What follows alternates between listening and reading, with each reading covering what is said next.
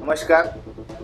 आज आपण प्रभाग क्रमांक 6 मधील गडचांदूर या नगर परिषदेमधील सलग चौथ्यांदा निवडून आलेले आपल्यासोबत शेख सरवर भाई आहेत आणि ते या गडचांदूर ग्रामपंचायत असताना ते 2 वेळा उपसरपंच सुद्धा राहिलेले आहेत आणि सतत 4 वेळा निवडून या जनतेने त्यांना आज नगर परिषदेमध्ये पाठवले आहे. तरी या जनता ज्या गडचांदूर वासीय जनतेचं जे प्रेम आहे ते आज आपल्याला दिसलं आहे आणि भाऊकडून तेच प्रेम आपण जाणून घेणार आहोत की जनतेबद्दल त्यांचा काय मनोभावना आहेत ते जाणून काय सांगाल सरळ भाऊ? मी गडचांदूरचा रहिवासी आहो. गडचांदूरचा रहिवासी आहो. कंटिन्यू 4 वेळ निवडून आला आहो. ग्रामपंचायत मध्ये 2 वेळ नगर परिषद मध्ये ना उपसरपंच म्हणून 10 वर्ष काम केला. 2 वेळ प्रभारी सरपंच म्हणून काम केला आहे मी ना गडचांदूर मध्ये. मग एक धोरण आहे का निवडून आल्यावर भले मतदान नाही केल्यावरही त्याचे काम करतो मी. त्याला मी हिचकाळत नाही, हाकलत नाही, त्याचं पहिलं काम करून देतो. याने विरोधी आपल्या जवळ कधी आला पाहिजे, काम करूनच येईल ना. आणि प्रत्येक प्रभागातून मी अलग अलग प्रभागातून 4 वेळ निवडून आलो गडचांदूर नगर परिषद मध्ये.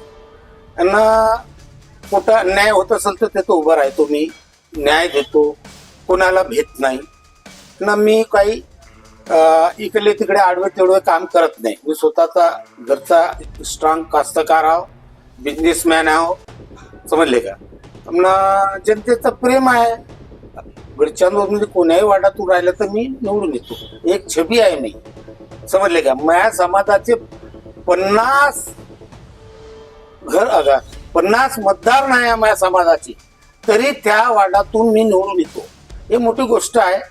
आणि गरीब अडचण काही राहिली तरी अडचणला मी उठून जातो. अर्ध्या रात्री मी आपल्या नाईट पजामावर लुंगीवर सरकारी हॉस्पिटलमध्ये जातो, पेशंट घेऊन पोलीस स्टेशन जातो, MSB मध्ये जातो, अडचण लोकांची कामं करत राहतो. हे लोक याच्यानं खुश आहे, समजले का. धन्यवाद. नक्कीच दादा, आपण या अन्याय अत्याचाराविरुद्ध जो वाचा फोडण्यासाठी जो आपला एक मानस आहे आणि त्यानंतर आपण कुठलाही गरीब असो, कुठलाही आपल्या दारातून कधीही खाली हात न जाण्यामुळे आज तुमच्यावर हे भरभरून प्रेम आहे का जनतेचं? आहे.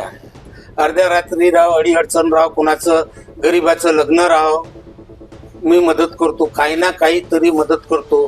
गरीब मले लोक लाईक करते, आवडते.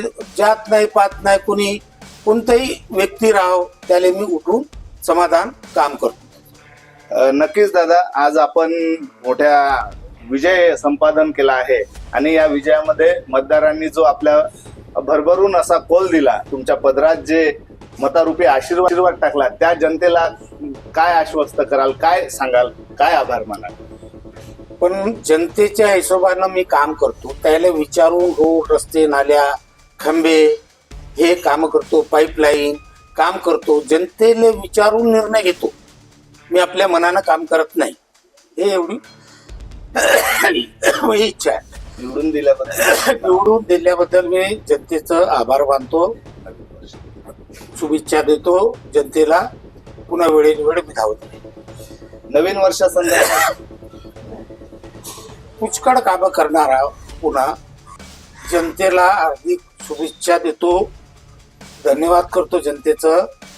भरपूर त्याची इच्छा पुरी हो.